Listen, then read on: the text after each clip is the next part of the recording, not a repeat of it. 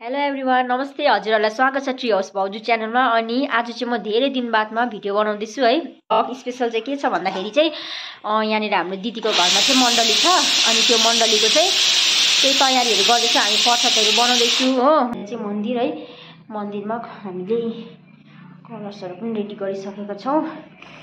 अनि बेलुका 6:30 बजेदेखि स्टार्ट हुन्छ। अनि मैले यहाँनिर आलु उसिनेर रेडी राखेको छु यो चाहिँ। अनि यहाँनिर आदि चाहिँ मैले कटिङ पनि गरिसकेको छु।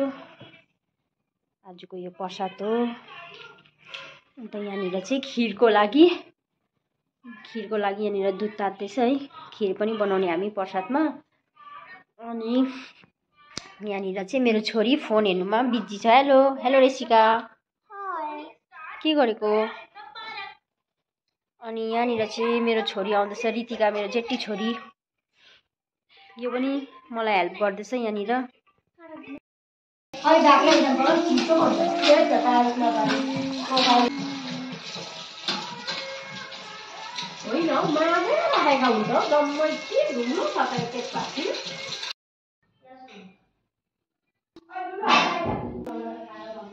चाहिँ खिर पाक्दैछ है। खिर पाकेर चाहिँ यतिको भइसकेको छ। यो चाहिँ हाम्रो प्रसादको लागि है।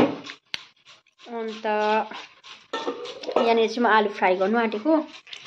आलु यहाँनिर मैले कटिङ गरेर रेडी राखिरहेको छु। यहाँनिर रितिकाले मलाई हेल्प गर्दैछ। यहाँ टमाटर ग्राइन्ड गर्दैछ। हेर्नुहोस् रितिकाको हात।